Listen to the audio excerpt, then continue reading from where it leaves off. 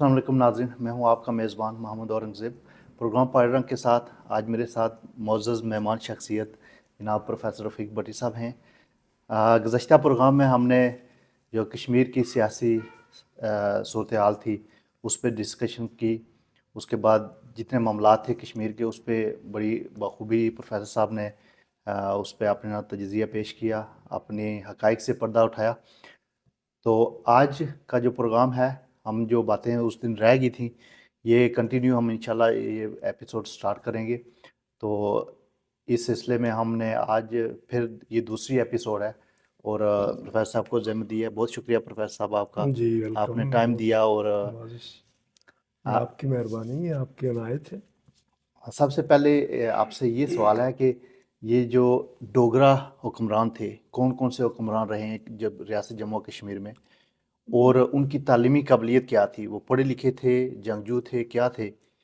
तो क्योंकि जितने भी नौजवान हैं ये सुनना चाहते हैं कि कश्मीर का जो मसला है, बेसिकली कश्मीर के मसले को समझने के लिए बैकग्राउंड पे जाना, पीछे जो तारीख़ है उस पे जाना बहुत ज़रूरी है। तो ये नौजवानों के लिए और हर कश्मीरी के लिए ये ज़रूरी है कि जो कश्मीर के मामलात हैं उनको समझने के लिए कश्मीर की तारीख़ के बारे में जानना ज़रूरी है।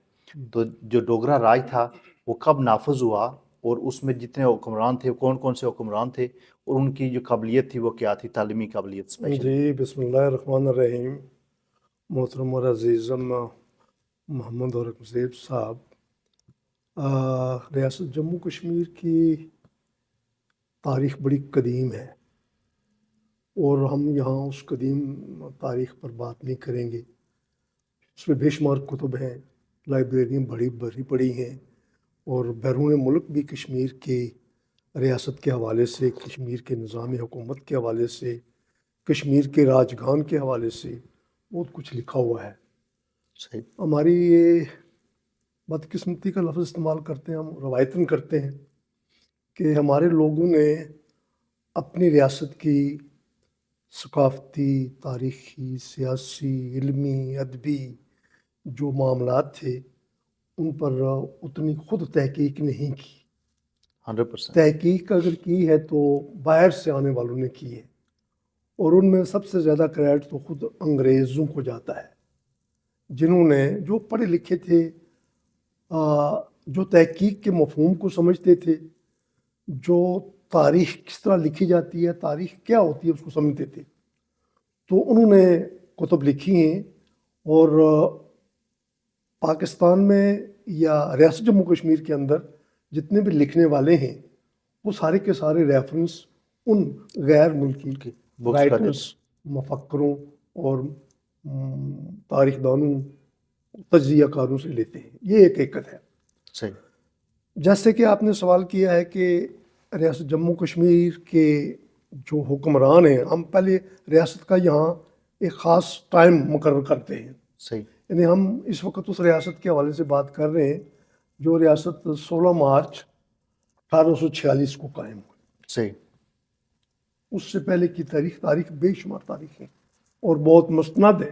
हिंदुस्तान की शायद ऐसी कोई मुस्तनद तारीख नहीं होगी जितनी कि खुद रियासत जम्मू कश्मीर की है। सही। तो 16 मार्च 1846 का जो मादा हुआ, उससे पहले एक मादा हुआ था 9 मार्च 1846 का भी। सही। जब सिखों को शिकस्त हुई तो उस शिकस्त में ज़ाहिर है जो कौम या जो हुक्मरान या जो राजा महाराजा हारता है वो अपनी हार को तस्लीम करता है और न सिर्फ तस्लीम करता है बल्कि उसका मुआवजा भी अदा करता है। तो 9 मार्च 1846 को एक मादा हुआ था, वो मादा लाहौर कहलाता है। सही। इस मादे के तहत अंग्रेज़ों ने रंजीत सिंह को कुछ जुर्माना किया था उस वार की वजह से जो सिखों और अंग्रेज़ों के दरमियान उस वक्त हुई थी। तो जब ये मादा हुआ तो उसके बाद 1846 16 मार्च 1846 में एक और मादा हुआ जिसको मादा अमृतसर कहते हैं। मादा अमृतसर में अंग्रेज़ों ने जो چونکہ سکھوں کو تاوان جنگ پورا نہیں ہوا تھا، تو تاوان جنگ پورا نہ ہونے 2 کروڑ روپے کا تاوان ہوا تھا. 1 کروڑ روپیہ جیسے کہ بتایا جاتا ہے تاریخ میں 1 کروڑ روپیہ سکھوں کے خزانے سے برآمد ہوا، صحیح. باقی 1 کروڑ روپیہ بچ گیا، صحیح. وہ نہیں ہو رہا تھا. تو سکھوں نے ریاست جموں کشمیر جو ہے وہ انگریزوں کے حوالے کر دی اس صحیح. اس معاہدے کے تحت، مادے کے اس معاوضے کے معاوضے کے بدلے بدلے. جو بقایا رہ گیا تھا. اب یوں ریاست جو ہے ایک معاہدے کے تحت انگریزوں کے پاس چلی جاتی ہے. اس کے بعد 16 مارچ 1846 کو انگریزوں کو یہ پتہ تھا کہ ڈوگرا جو قبیلہ ہے یا ڈوگراؤں کی جو اپنا وہاں علاقہ ہے جہاں ان کے پہلے بھی خاندان موجود تھا اور وہ بڑے مضبوط توانا تھے، راجے تھے. تو انہوں نے سوچا کہ کیوں نہ یہ ریاست ہم کسی ایسے قبیلے کو یا کسی ایسے لوگوں کے حوالے کر دی جائے جو ہماری بات بھی مانے اور ریاست کے معاملات کو بھی دیکھیں. صحیح. چونکہ انہیں اس خطے میں امن چاہیے تھا، پورے ہندوستان اور باقی علاقوں کو کنٹرول کرنے کے لیے افغانستان تک انہیں اس خطے میں امن و سکون کی ضرورت تھی. تو امن و سکون کو اور اپنے سیاسی اسٹریٹجک مفادات کو بچانے کے لیے انہوں نے گلاب سنگھ، میں بات کروں گا آپ خاندان پورے کی، یعنی کہ ڈوگرا خاندان کون کون سے تھے، تو وہ انہوں نے مہاراجا گلاب سنگھ کے ساتھ ایک معاہدہ کیا جس کو ہم کہتے ہیں معاہدہ امرتسر، جس کے بارے میں بہت کچھ شاعری بھی ہوئی ہے، بہت کچھ لکھا بھی گیا ہے.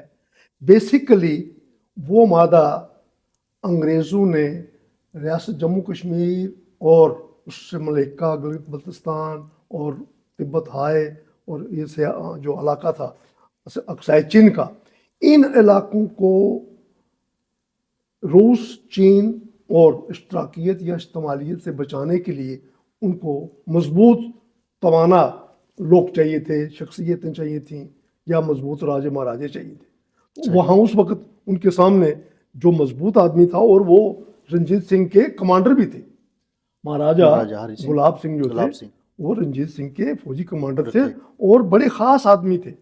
ان کی رسائی رنجیت سنگھ کی بیگم کے ساتھ یعنی کہ مہارانی جندہ کے ساتھ بھی تھی. صحیح. تو اس لحاظ سے وہ بڑا معتدل اور بڑے معقول تھے انگریزوں کی نظر میں کہ ہم اگر یہ کچھ ہمیں پیسے دیتے ہیں، کیونکہ نظر انگریز تو پیسہ ہی لوٹنے کے لیے آئے تھے نا، کوئی ہندوستان کی فلاح بہبود کے لیے تو نہیں آئے تھے. ان کو پتہ تھا کہ ہندوستان سونے کی چڑیا ہے، ہندوستان کے مندروں میں ہندوستان کے لوگوں کے پاس سونے کے ڈھیر لگے ہیں، اور بات بھی صحیح ہے. اس وقت بھی اگر آپ بعض ایسے مندر ہیں ہندوستان میں جو ابھی کھلے نہیں ہیں، اڑیسہ میں کچھ مندر ایسے ہیں جو ابھی تک بند ہیں.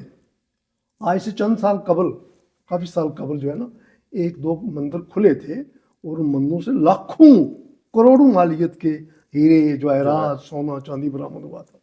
تو میں المختصر بات یہ کروں گا کہ ڈوگرا جو خاندان تھا جموں کے، وہ رہنے والے تھے، یعنی کہ مستقل وہ خاندان ڈوگری بولنے والے ڈوگرا خاندان کے لوگ تھے اور بڑے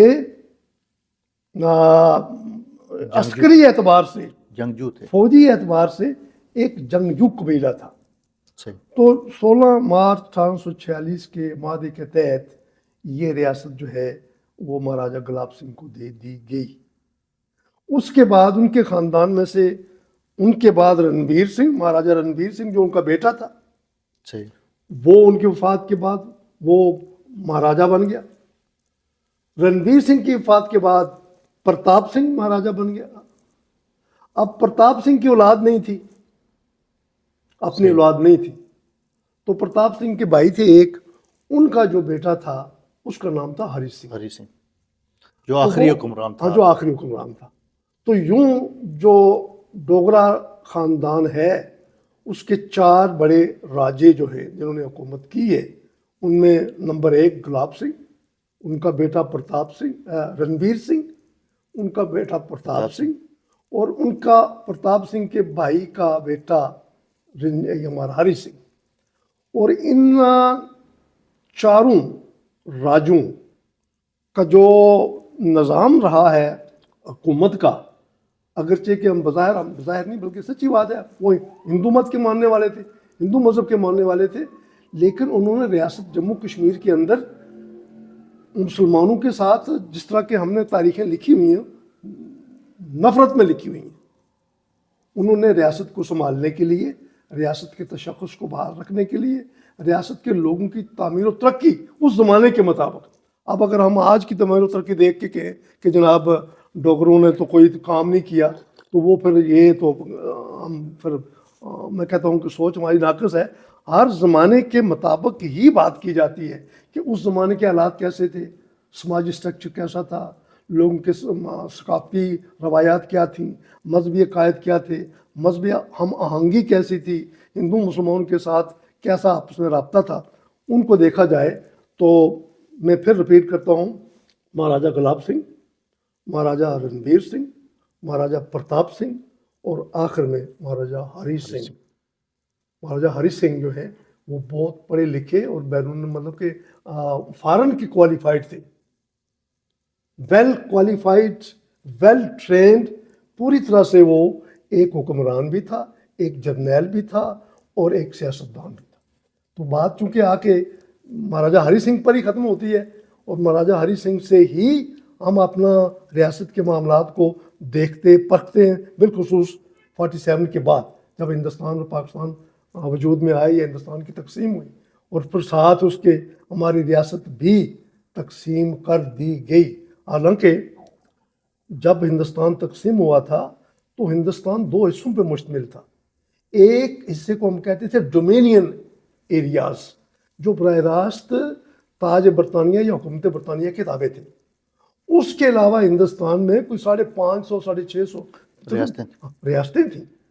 ان ریاستوں میں جو سب سے نمایاں ریاست تھی، جو سب سے نمایاں، یعنی کہ اپنے انتظامی امور کے لحاظ سے، اپنی جمہوری اقدار کے لحاظ سے، اور اپنے لوگوں کے باہمی ایک دوسرے کے ساتھ جو لوگوں کا ربط تھا یا لوگوں کے ساتھ جو افہام و تفہیم کا ماحول تھا، اس اعتبار سے ریاست جموں کشمیر ایک بڑی ریاست تھی اور لیڈنگ ریاست تھی. جب لارڈ ماؤنٹ بیٹن نے ان تمام ریاستوں کے نمائندوں کو بلایا تو اس میں جو صدارت دی گئی وہ مہاراجہ ہری سنگھ کو دی، یعنی وہ سب کی نمائندگی مہاراجہ کا. مہاراجہ جنرل بھی تھا، مہاراجہ سیاستدان بھی، ہری سنگھ کی بات کر رہا ہوں، جنرل بھی تھا، سیاستدان بھی تھا، حکمران بھی تھا، ظاہر ہے. اور پھر یہ ہے کہ وہ ریاست کے اندر ہندو مسلمانوں کی جو ان کی جو آبادی کا جو تناسب تھا، اس اعتبار سے اس کو پوری آگاہی تھی کہ یہ ریاست ڈومیننٹلی مسلمانوں ہی کی اکثریت ہے، لہٰذا اگر حکومت کرنی ہے تو مسلمانوں کو اپنے ساتھ ملا کے ہی کرنی ہے. بالکل بالکل 100%. تو انہوں نے اسی پالیسی پر عمل کیا اور ریاست کے معاملات کو چلایا، بخوبی چلایا. لیکن بدقسمتی یہ ہوئی کہ جب ہندوستان تقسیم ہوا تو جیسے میں نے آپ کو بتایا ہے کہ کچھ ریاستوں نے براہ راست الاغ کر لیا، کچھ ریاستیں جو ہیں وہ ابھی سوچ رہی تھیں، ان میں حیدرآباد، جوناگڑھ اور ہماری ریاست جموں کشمیر. ہمارے راجا نے کوشش کی کہ ریاست کو ہندوستان اور پاکستان کے خلفشار سے یا ان دونوں ملکوں کی جو عسکری جو ان کے عزائم ہیں ان سے کسی طرح سے بچا لیا جائے کہ یہ ریاست جو ہے یہ اپنی جغرافیائی سالمیت کے ساتھ اور اپنی سیاسی وحدت کے ساتھ، یعنی سیاسی حاکمیت کے ساتھ موجود رہے. اس لیے باقی تمام ریاستوں نے الاغ کر لیا بہت پہلے، لیکن ہماری ریاست کا الاغ بہت بعد میں ہوا. اور وہ بھی کب ہوا؟ وہ تو دردناک کہانی ہے. وہ اس وقت ہوا جب پاکستان سے پاکستان کے حکمرانوں نے، پاکستان کی فوجیوں نے، جو میں سمجھتا ہوں، انہوں نے ایک منصوبہ بنایا جس کو آپریشن گلمرگ کہتے ہیں. یہ گلمرگ آپریشن جو ہے یہ بیسیکلی انگریزوں کی ایک چال تھی. انگریز چاہتے تھے کہ ریاست جموں کشمیر تقسیم ہو، جس طرح ہندوستان تقسیم ہوا ہے اسی طرح ریاست جموں کشمیر بھی تقسیم ہو. کیوں کہ ریاست جموں کشمیر ایک ایسی ریاست تھی جس کی جو سرحدیں ہیں وہ دور تک چائنا کے ساتھ جڑتی تھیں، اور چائنا اور روس کے حوالے سے یورپ کی اقوام کو، خاص کر برطانیہ اور امریکہ کو یہ تشویش تھی کہ اگر ریاست جموں کشمیر کہیں متحد رہی تو پھر یہ ہمارے ان مقاصد کی تکمیل میں رکاوٹ بنے گی.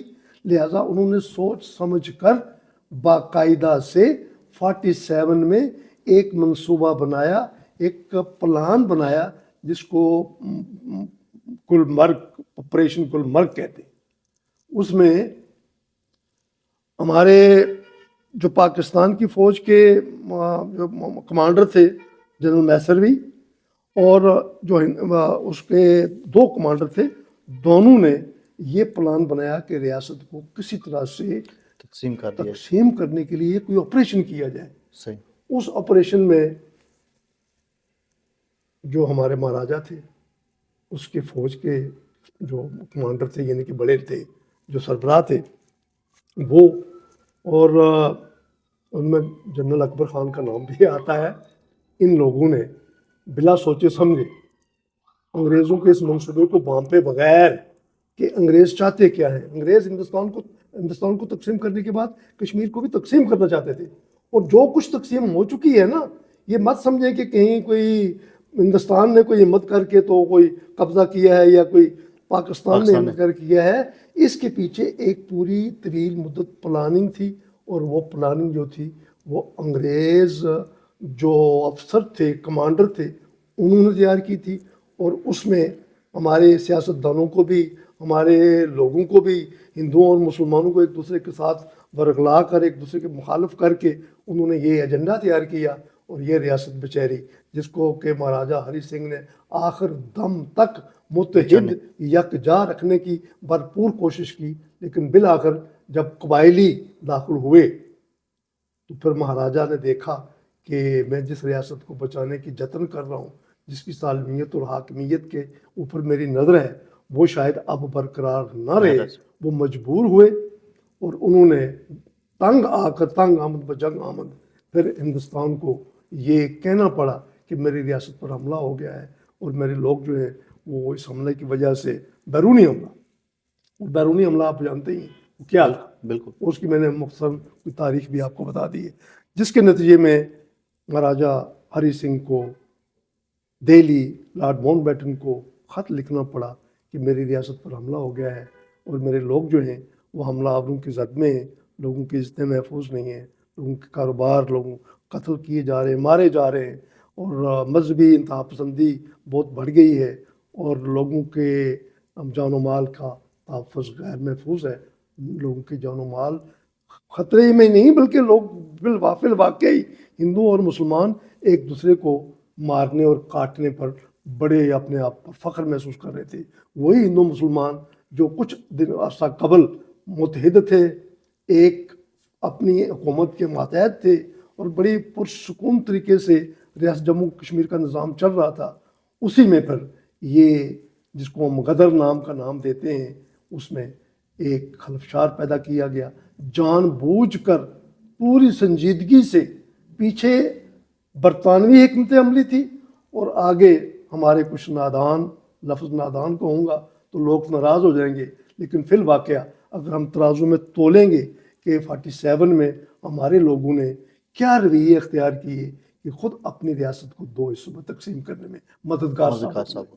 تو یہ ایک المیہ ہوا واقعہ، جس کے نتیجے میں آج آپ دیکھ رہے ہیں کہ ریاست جموں کشمیر کس طرح سے 2 ملکوں کے درمیان ایک وار فیلڈ بنی ہوئی ہے. اور دونوں ملک اب یہ چاہتے ہیں، جو دو ٹوک بات ہے، کسی کو عوامی ہونا چاہیے اور کسی کو یہ بھی نہیں کہنا چاہیے کہ جناب فلاں ملک نے یہ کیا ہے اور فلاں ملک نے یہ کیا ہے. بیسیکلی دونوں ملک یہ چاہتے تھے کہ ریاست جموں کشمیر ان کے قبضے میں جائے اور وہ اس پر اپنا حق جتاتے رہے. کبھی ایک قرارداد کا، نام نہاد قرارداد کا ذکر کرتے رہے، کبھی دوسری نام نہاد قرارداد کا ذکر کرتے رہے، لیکن اس میں مارے کون کے؟ اس میں کشمیری جو ہے ان کی ڈیموگرافی خراب ہوئی، ان کی اکانومی خراب ہوئی، ان کا سوشل فیبرک برباد ہوا، ان کے آپس میں جو لوگوں کے درمیان جو ثقافتی اور جو محبت پیار کے رشتے تھے وہ تباہ ہوئے، برباد ہوئے، بے شک اور آج تک وہ ہمارے ہاتھوں سے نکلا ہوا تیر واپس نہیں آ رہا۔ اب بھی جو کچھ آپ دیکھ رہے ہیں، ہندوستان جو ہے اگر وہ کوشش کر رہا ہے تو کوشش یہی کر رہا ہے کہ وہ آزاد کشمیر پر قبضہ کر لے، اور پاکستان اگر کوئی کوشش کر رہا ہے کہ کسی طرح سے ہم جو بھارتی مقبوضہ کشمیر ہے اس پہ قبضہ کر لیں۔ دونوں ملک کشمیر پر قبضہ کے لیے اپنے تیار بیٹھے۔ عوام کا خون چوس رہے ہیں، اپنے عوام کی اکانومی برباد کر رہے ہیں، اور یہ نہیں سوچتے کہ ریاست جموں کشمیر کا ایک ثقافتی، تاریخی، جغرافیائی اور سیاسی پس منظر ہے۔ اس پس منظر کی روشنی میں دونوں حکومتوں کو، دونوں ملکوں کے حکمرانوں اور فوجیوں کو یہ بات سمجھ لینی چاہیے، طے کر لینی چاہیے کہ تلوار کے بلبوتے پر، بندوق کے بلبوتے پر یا فوج کے بلبوتے پر وہ کشمیریوں کو فتح نہیں کر سکیں گے۔ اس سے بہتر ہے کہ کشمیریوں کو اس تنازع کا حصہ بنائیں، اور جب تک کشمیری اس تنازع کا حصہ نہیں بنتے، ہندوستان اور پاکستان لاکھ ایٹم بم بنا لیں، لاکھ فوجیں کھڑی کر لیں، یہ مسئلہ حل نہیں ہوگا۔ یہ تبھی حل ہوگا جب ریاست جموں کشمیر کے آج کا نوجوان، آج وہ نوجوان نہیں ہے جو 47 کا تھا۔ آپ نے دیکھ لی ہے جو گزشتہ دنوں پاکستان کے زیر کنٹرول کشمیر کے اندر جو کچھ سامنے آیا ہے، یہ ایک بہت بڑا سبق ہے۔ اگر یہ لوگ اس سبق سے درس حاصل نہیں کرتے، عبرت حاصل نہیں کرتے، تو پھر یہ ہے کہ یہ میں سمجھتا ہوں کہ حکمران جو ہیں وہ کہیں ہوا میں اڑ رہے ہیں، زمین پر نہیں ہیں۔ ان کو ریالٹی کا پتہ ان کو نہیں۔ ریالٹی کا پتہ نہیں ہے کہ دنیا کتنی بدل چکی ہے۔ کشمیر کے اندر، کشمیریوں کے اندر جو سیاسی شعور کی بیداری ہے، جو جاگرتی ہے، جو شعور برپا ہوا ہے، اور وہ حق بجانب ہے۔ یہ نہیں ہے کہ کشمیری کہیں ہندوستان اور پاکستان کے خلاف اٹھ کھڑے ہوئے ہیں۔ اگر کچھ لوگ یہ کہتے ہیں کہ جی کشمیری جو ہے پاکستان کے خلاف ہو گئے، تو یہ پاکستان کے سوچنے والوں کی ناقص سوچ ہے۔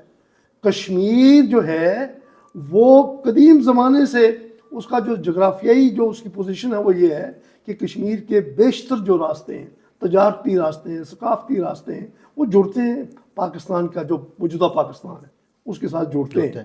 تو کشمیری یہ چاہتے ہیں، اور شروع سے یہ چاہ رہے ہیں، اور مستقبل میں یہی چاہیں گے کہ ہندوستان اور پاکستان اب ہمارے ساتھ کیے ہوئے وعدے، کہ نہرو کا وعدہ ہے، UN کا وعدہ ہے، خود قائد اعظم محمد علی جناح کا باقاعدہ بیان موجود ہے ڈان اخبار میں کہ کشمیری اگر چاہیں تو ہندوستان کے ساتھ شامل ہو جائیں، کشمیری اگر چاہیں پاکستان کے ساتھ شامل ہو جائیں، اور کشمیری اگر چاہیں تو وہ آزاد بھی رہ سکتے ہیں، ہم ان کا احترام کریں گے۔ یہ الفاظ میرے نہیں ہیں، یہ بانی پاکستان قائد اعظم محمد علی جناح کا ڈان اخبار میں پورا بیان موجود ہے۔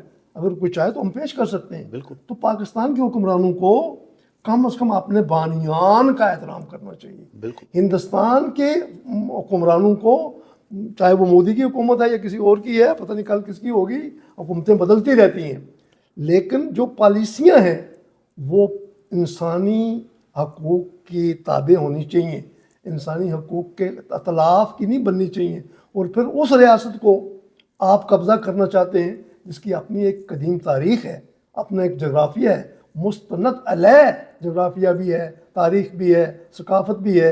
اور یہ کل پرسوں کی بات ہے کہ ریاست پر مہاراجہ ہری سنگھ کی حکومت تھی، اور مہاراجہ ریاست کو بہت بہتر طریقے سے چلا رہا تھا، اور ریاست میں کسی قسم کا کوئی خلفشار نہیں تھا، کوئی کسی قسم کی ہندوؤں اور مسلمانوں میں کوئی تصادم نہیں تھا۔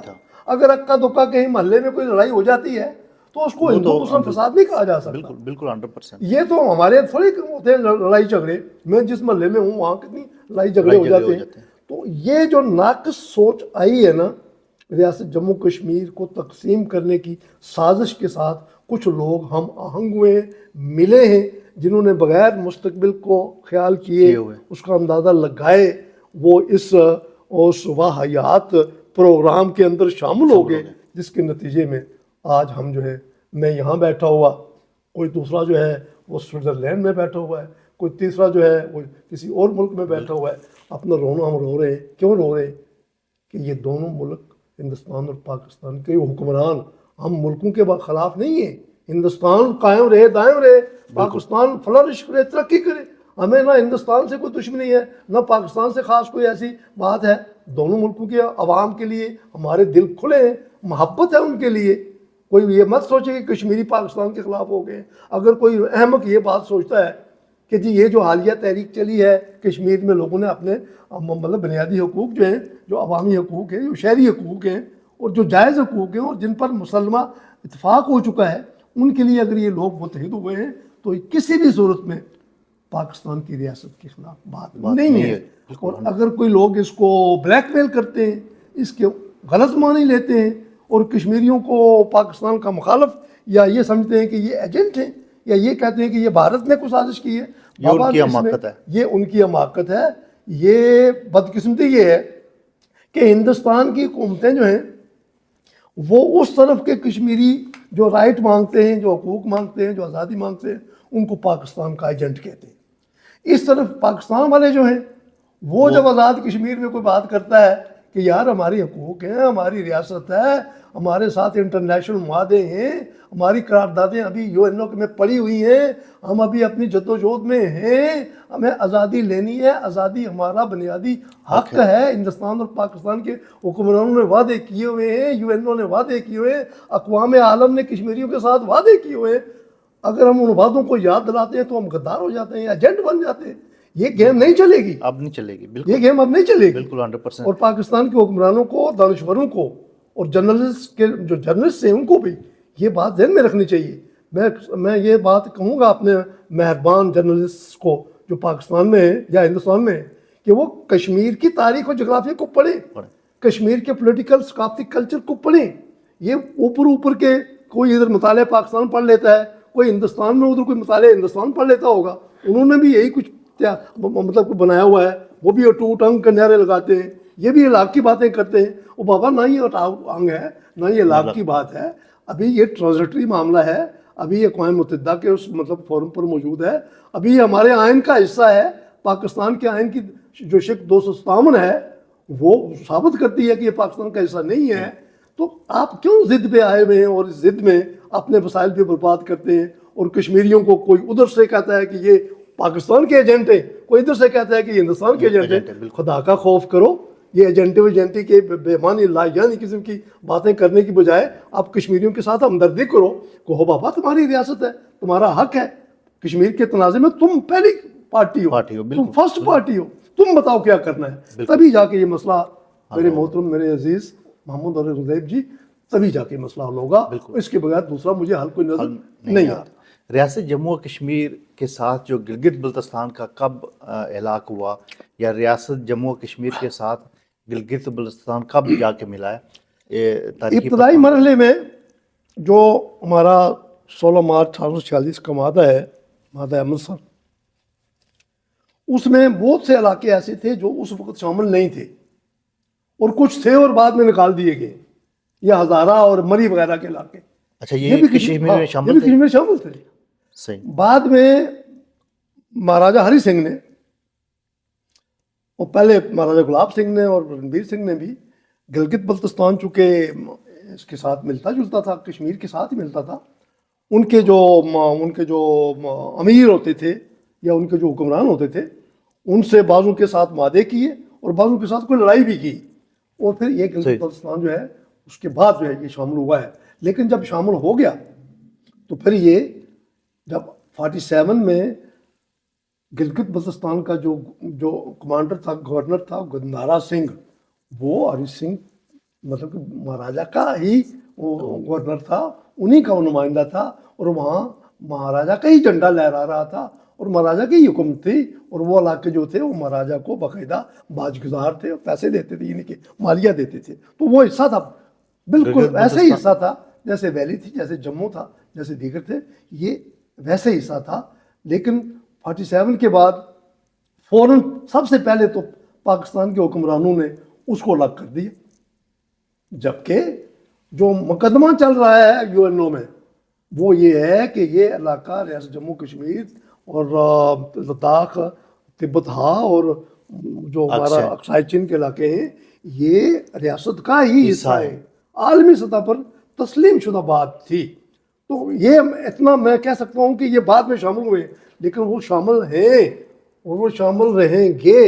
اور میں سمجھتا ہوں کہ آج بھی گلگت بلتستان کے لوگ جو ہیں وہ بھی پاکستان کی جو انہوں نے آج بھی میں نے کوئی دیکھا ہے پروٹیسٹ ہو رہا ہے اسلام آباد پریس کلب کے باہر.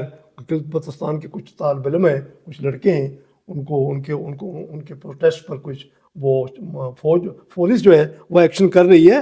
تو گلگت بلتستان والے ہوں یا آزاد جموں کشمیر والے, یا جس کو ہم پاکستان کے زیر نظام, پاکستان کے زیر قبضہ آزاد کشمیر کہتے ہیں, وہ والے ہوں, ان لوگوں کی مرضی پوچھے بغیر آج خود اسلام آباد میں یا دہلی میں بیٹھ کے ان لوگوں کے مستقبل کا فیصلہ نہیں ہو سکتا. 100%. یہ نہیں ہو سکتا. اچھا, یہ شیخ عبداللہ کی جو تحریک تھی, تحریک آزادی اس کو کہہ سکتے ہیں, یہ بیسیکلی یہ کس کے خلاف تھی؟ اس نے یہ تحریک کب شروع کی شیخ عبداللہ نے, اور اس کی کس کے خلاف تھی یہ تحریک؟ شیخ عبداللہ بیسیکلی 1931 میں جب یہ مسلم کانفرنس بنی, اس سے قبل بھی چھوٹے موٹے مطلب کہ کہیں ڈرائنگ پارٹی بنی ہوئی ہے, کہیں کوئی اور مطلب کہ کلب بنا ہوا ہے. جو ریاست کے اندر جو ہے نا, وہ ریاست کے اندر آزادی کی تحریک نہیں تھی, عوامی حقوق کی تحریک تھی. مطلب مہاراجے کے خلاف کوئی آزادی کی تحریک نہیں تھی. یہ بات لوگوں کو کلیئر ہونی چاہیے. کوئی مہاراجہ باہر سے آیا ہوا نہیں تھا, وہ کوئی لندن کا کوئی میئر نہیں تھا, نہ وہ امریکہ کا کوئی مطلب کہ کوئی جاگیردار تھا یا کوئی کسی اسٹیٹ کا انہی لوگوں میں سے تھا. وہ اپنے عوام تھا, ریاست کا باشندہ تھا, پشتنی باشندہ تھا, ریاست میں اس کا استحقاق تھا, پھر ریاست اس نے لی ہوئی تھی, اور ہم اس کا احسان مند ہیں. ہم اس کے احسان مند ہیں کہ مہاراجہ نے اس ریاست کو ایک شناخت دی ہے, مہاراجہ گلاب سنگھ نے, اور ہم اسی شناخت پر چل رہے ہیں, ہم اسی شناخت کو اون کر رہے ہیں, اور ہم اس شناخت کو قائم رکھنے کا عہد کیے ہوئے ہیں, اور وہ ہمارا حق بنتا ہے. تو میں یہ بتا رہا ہوں کہ جو آپ کا سوال تھا کہ شیخ محمد عبداللہ جو تھے بڑا لیڈر تھا, کوئی شک کی بات نہیں ہے. اگر ہم نفرت میں, چونکہ ہمیں جو تاریخ پڑھائی گئی, جو درس دیا گیا, جو سبق دیے گئے, وہ ان لوگوں نے دیے جو کہ شیخ محمد عبداللہ کی شخصیت سے, اس کی سیاست سے, یا اس کے کشمیر کے حوالے سے جو اس کی سوچ تھی اس سے متفق نہیں تھے. تو انہوں نے پھر اس کی شخصیت کو یوں سمجھنے کے ڈیمیج کرنے کی کوشش کی, اس کو ڈیمونائز کرنے کی کوشش کی. لیکن وہ ایک مستند سیاستدان تھا جس کے ذہن میں ریاست جموں کشمیر کا دو ٹوک ایک نقشہ موجود تھا. اس نے پہلے دن سے یہ کہا تھا کہ پہلے آزادی پھر علاق. یہ دو ٹوک اس کا نظریہ تھا کہ پہلے آزادی لو پھر ہم علاق کریں گے. لیکن پاکستان والے اور ہندوستان والے شاید اس کی اس نعرے سے متفق نہیں تھے. وہ یہی چاہتے تھے کہ آزادی نہیں, پہلے ہندوستان یا پہلے پاکستان تو کشمیری بعد میں.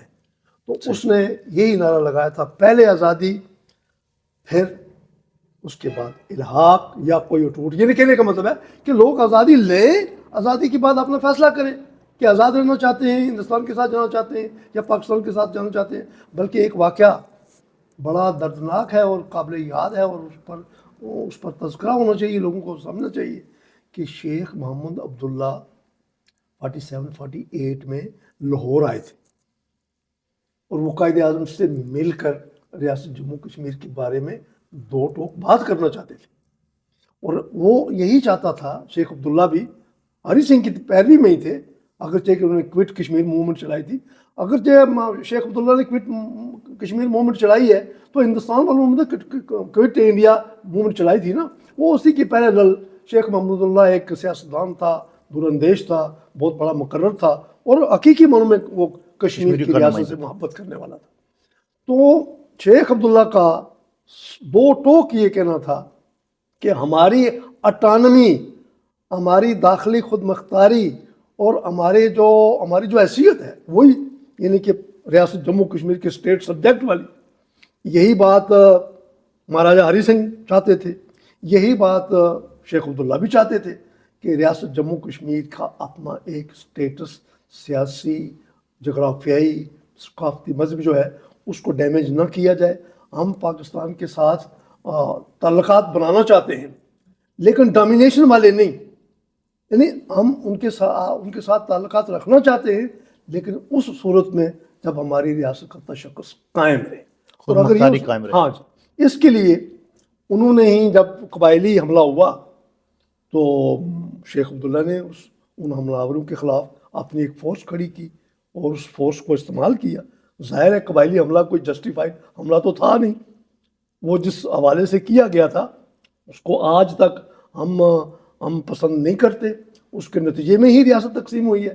اگر یہ قبائلی حملہ جو کہ لیاقت علی خان مرحوم کے زمانے میں سوچا گیا، مری میں سوچا گیا، پھر ادھر سرحد کے بعض پیر آف مانکی شریف اور دیگر جو سردار تھے ان سے مل کر یہ حملہ کروایا گیا، چونکہ پاکستان کھل کر کشمیر پر اپنی فوج نہیں بھیج سکتا تھا، اگرچہ کہ فوج تھی لباس تبدیل کر کے، اور یہ ایک بہانہ بنا کر ریاست کو دو لخت کیا گیا، جس کی ذمہ داری آج بھی ہم ہندوستان تو بعد میں آیا نا جی، وہ تو 26 اکتوبر کو اس نے الحاق کی قرارداد جو ہے اس پر دستخط کیے ہیں، تو پاکستان نے تو پہلے ہی اس ریاست کی آزادی اور اس کی سالمیت اور اس کی وحدت کو چھیڑا ہے، یا میں کہتا ہوں کہ اٹیک کیا ہے، بالکل۔ اور یہ غلط کیا۔ شیخ عبداللہ اور مہاراجہ کے کیا اختلاف تھے؟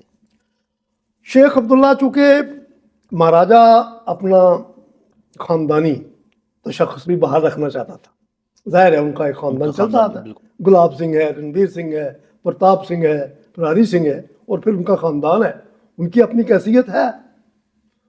شیخ عبداللہ کا یہ موقف تھا کہ اب زمانہ جو ہے وہ خاندانی حکومتوں کا یا حکمرانوں کا نہیں رہا، اب یہ جمہوریت دور ہے، اور پھر یہ بھی کہ کشمیریوں کو ایک انڈیپینڈنٹ اسمبلی کے اندر اپنے قوانین، اپنے ضابطے، اپنی حکومت چلانے کے لیے ایک فری ہینڈ ملنا چاہیے۔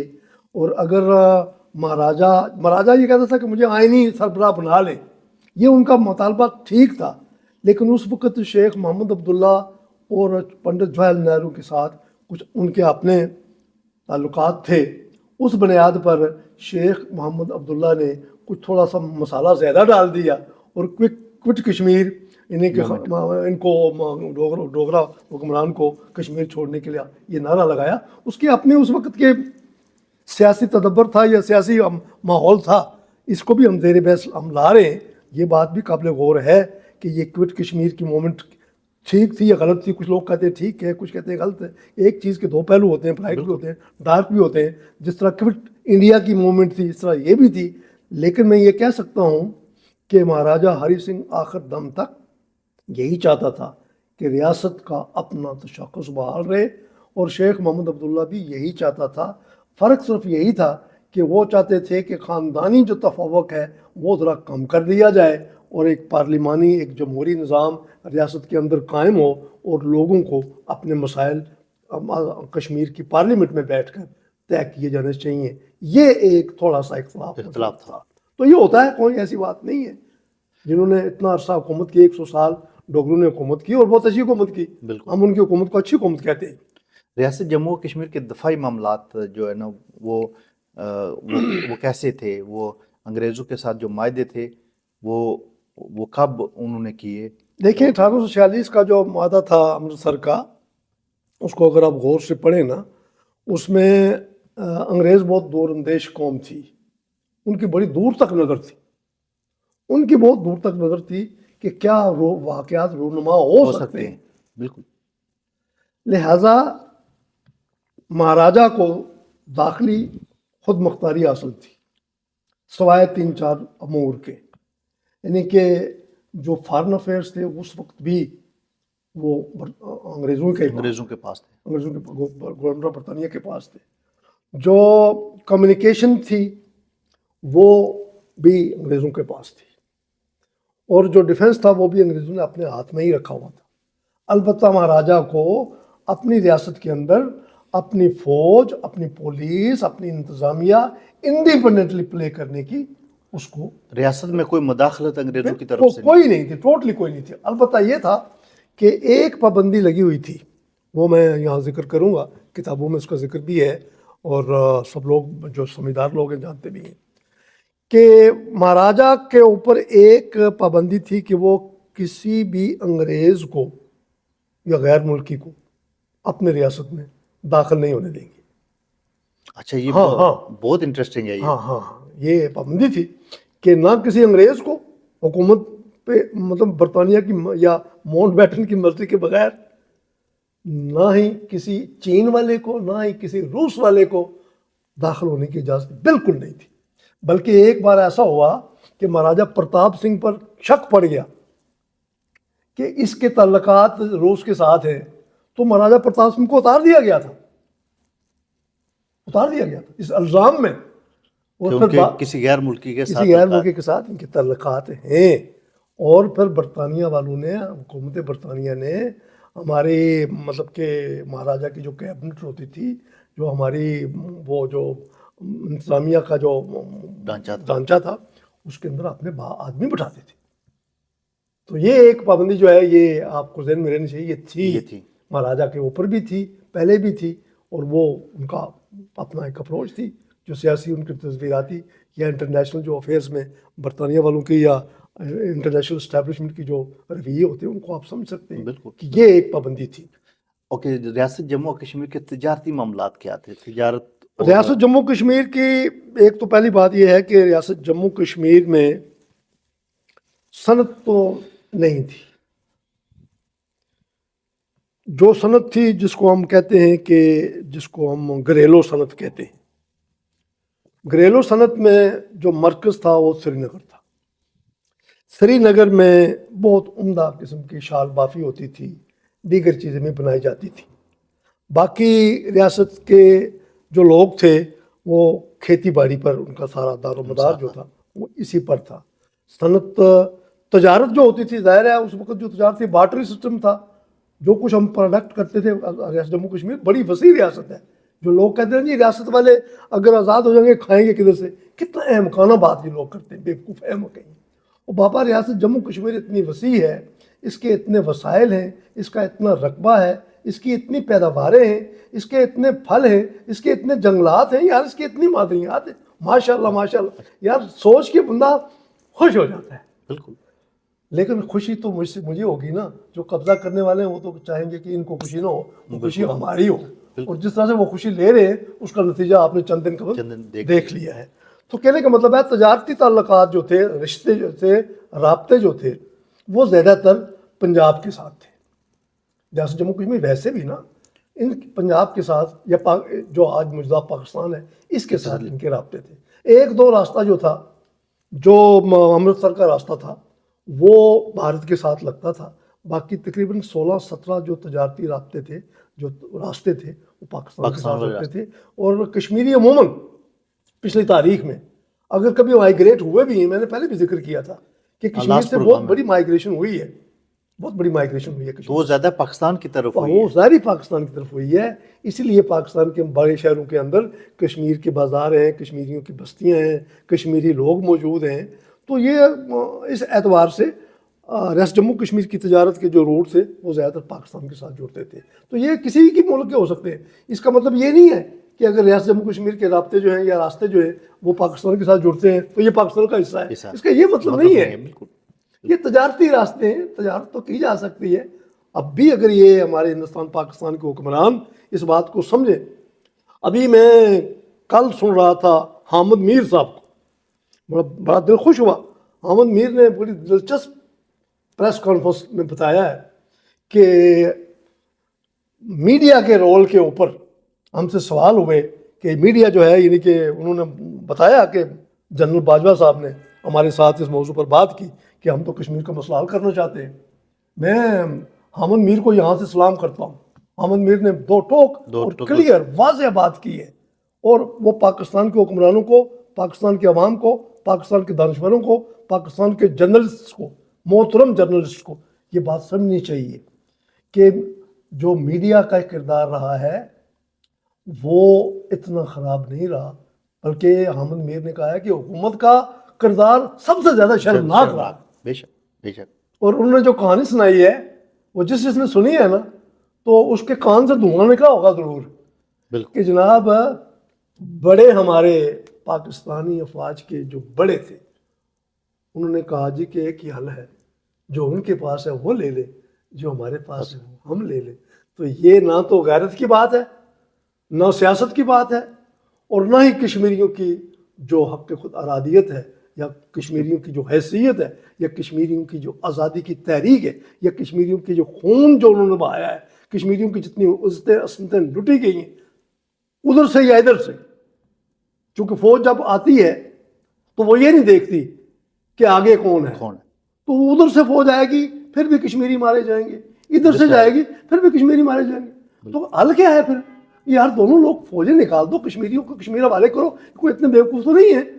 آپ لوگ افسر بھی ادھر سے بھیجتے ہو. کیا یار وہاں آزاد کشمیر میں کوئی چیف سیکرٹری نہیں بن سکتا، کوئی ڈی آئی جی نہیں بن سکتا، کوئی ہیلتھ سیکرٹری نہیں بن سکتا؟ کیا ہمارے نک بگتے ہیں یار؟ کیا ہمارے اندر عقل شعور نہیں ہے یار؟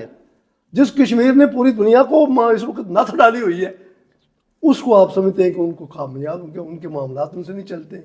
چلا کے تو دیکھ لیے آپ نے ابھی جو کچھ ہوا ہے، وہ ان تمام محرومیوں کا نتیجہ ہے جو ہندوستان اور پاکستان کی حکومتیں کشمیریوں کے ساتھ برتاؤ کرتی آ رہی ہیں. اور اب بھی وقت ہے، بہت سا پانی دریاؤں کا سمندروں کے نیچے سے گزر چکا ہے، اب بھی وقت ہے اس کو سنبھال لیا جائے اور حامد میر کی بات کو مان لیا جائے کہ کشمیر کشمیریوں کے حوالے کر دو. اور اگر کشمیری اپنا رائٹ مانگتا ہے تو یہ کسی کی سازش نہیں ہے، نشتہ نا، یہ کشمیریوں کا رائٹ ہے یار. وہ اپنی رائٹ کی بات کرتے ہیں، آپ سازش کہہ رہے ہیں. ادھر سے بات کرتے ہیں تو وہ سازش کہتے ہیں، ادھر سے بات کرتے ہیں آپ سازش کہہ رہے ہیں. یہ سازشی تھیوری اب ختم ہو چکی ہے. حسن نصار نے بھی اس بات پہ بہت کھل کے بات کی ہے کہ یہ سازشی تھیوری جو ہے اس کی ہوا نکل چکی ہے، اس کو ختم کرو. جن کا حق ہے ان کے حوالے کرو، اور انشاءاللہ اس سے پاکستان کی بھی معیشت مضبوط ہوگی، اس سے ہندوستان کی بھی معیشت ہوگی، امن ہوگا، سکون ہوگا. یہ وسائل بے دریک جو اسلحے پر اور اگنی پر اور ترشول پر اور گوری پر اور غزنوی پر ختم کر رہے ہو ہم، یہ لوگوں کی فلاح بہبود کے لیے چلاؤ یار. آدھا پاکستان چھوڑ کے بھاگ گیا ہے. کیوں بھاگا ہے؟ کہ لوگوں کے پاس روزگار نہیں ہے، لوگوں کی معاشی زندگی برباد ہو چکی ہے. لوگ اپنے بچوں کے لیے روٹی، 2 وقت کی روٹی نہیں پوری کر سکتے. کشمیری آدھے سے زیادہ 10-15 لاکھ ادھر بیٹھے ہوئے برطانیہ میں، پوری دنیا میں پھیلے ہوئے ہیں. آدھی آبادی کشمیریوں کی کشمیر سے باہر ہے. کیوں لوگ اپنا وطن چھوڑ رہے ہیں؟ کیا سبب ہے؟ غور کرو نا. یہ تدبر کی بات ہے، اور اس پر ٹھنڈے دل سے حکومت پاکستان حکمرانوں کو ہم پاکستان کی استحکام اور سلامتی کی دعا کرتے ہیں. وہ قائم رہے یار، بنا ہے لوگوں کی قربانیوں سے بنا ہے. لیکن اب حکمرانوں کو چاہیے کہ وہ پاکستان کو بچائیں، وہ ہندوستان کے حکمران بھی ہندوستان کو بچائیں. وہ کشمیر کی قربانی لگا کر اپنی سیاسی معاملات کو طے نہ کریں. کشمیریوں کو ان کا حق دیا جانا چاہیے. ہندوستان کیا کر رہا ہے؟ ہر دوسرے دن چین کی فوج جو ہے ہندوستان سے کشمیر کا علاقہ چھین رہی ہے، کشمیر کا علاقہ چھین رہی ہے، اور ہندوستان جو ہے وہ چین کے ساتھ تجارت کر رہا ہے. یعنی کہ کشمیر دیتے جاؤ اور تجارت بڑھاتے جاؤ. تو کوئی نتیجہ یہ نکلا کہ ہندوستان کشمیریوں کے حوالے سے وہ غیر سنجیدہ ہو کر کشمیر کو دوسروں کے سپرد کرتا چلا جا رہا ہے، اور کہتا ہے جی ہم بڑی جمہوریت ہے، اور جی ہم بڑے یہ ہیں اور بڑے وہ ہیں. اور 5 اگست 2019 کو جو کچھ ہندوستان نے کشمیر کے ساتھ کیا ہے، وہ تو اس کے بعد تو کوئی بھی کشمیری جو ہے وہ ہندوستان کی بات نہیں کرے گا. بالکل. اس لیے ہندوستان کی بات نہیں کرے گا کہ ہندوستان نے ان کے ساتھ کیے گئے وعدے دفعہ 370 کو اور آرٹیکل 35A کو ختم کر کے اپنا اندر کا چہرہ بتا دیا ہے. کشمیریوں سے حمایت ہے تو کشمیریوں کو موقع دو، بالکل وہ اپنا فیصلہ کرے. کوئی اتنی عیب کی بات نہیں ہے، کوئی نئی بات نہیں ہے.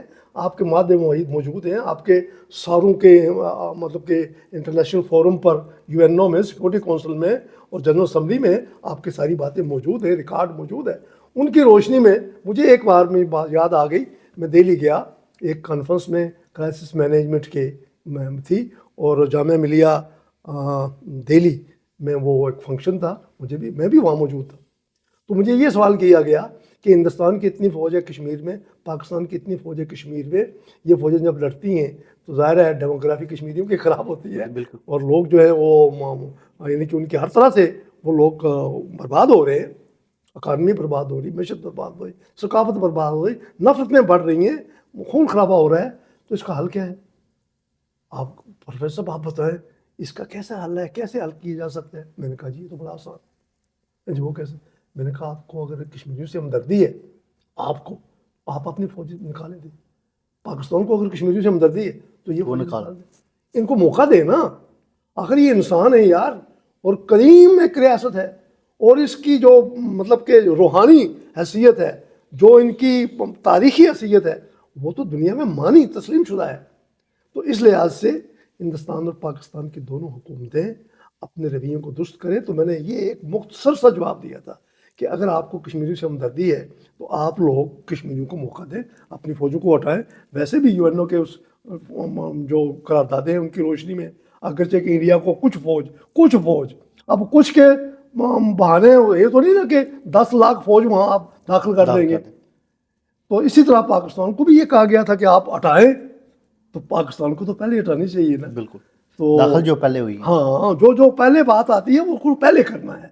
تو ہم اپنی ذمہ داریاں تو نبھاتے نہیں ہیں, اور کشمیر کو کہتے ہیں جی یہ ایجنٹ ہیں, یہ کسی کی شے پر کر رہے ہیں. ادھر سے کچھ لوگ ہمارے صحافی جو ہیں, بڑے بڑے نامور صحافی پاکستان کے, انہوں نے آج کل یہی شروع کر لیا ہے. ان کو اور ٹاپک کوئی رہا نہیں. عمران خان تو بیچارہ جیل میں ہے, اور شہباز شریف بیچارہ الجھا ہوا ہے معاشیات کے بجٹ بنانے میں, اور وہ لگ گئے ہیں کشمیریوں کے حوالے سے. یہ کشمیری جو ہیں وہ ان میں سازش ہو رہی ہے جی, وہ پاکستان کے خلاف یہ کر رہے ہیں جی, وہ پاکستان کے خلاف وہ کر رہے ہیں جی. بہت شکریہ پروفیسر صاحب, آپ کی گفتگو ہر کشمیری کو ضرور سننی چاہیے, اور یہ پروگرام کرنے کا مقصد بھی یہی ہے کہ کشمیری کو جو کشمیر کی تاریخ ہے اس کے بارے میں پتہ ہونا چاہیے, اور وہ جب کوئی سوال کرے تو اس کا وہ اچھے طریقے سے اس کا جواب دے سکیں. بہت شکریہ, آپ نے ٹائم دیا. Thank you. کوئی بات نہیں, ہمارا قومی مسئلہ ہے, اور آپ بھی جہانگیر صاحب آپ بہت بڑا کام کر رہے ہیں, میں آپ کو مبارکباد دیتا ہوں. آپ نے جو کام آپ نے ذمہ لگایا ہوا ہے یہ بڑا جان جوکھوں کا ہے. صبح کرنا شام کا, لانا ہے جوئے شیر کا. اللہ آپ کو توفیق دے, ہمت دے. آپ رائٹ پاتھ پہ ہیں, یہ میں آپ کو بتاؤں. آپ جو کر رہے ہیں یہ حق اور سچ پر مبنی ہے. Thank you. اور ہم آپ کے ساتھ. Thank you.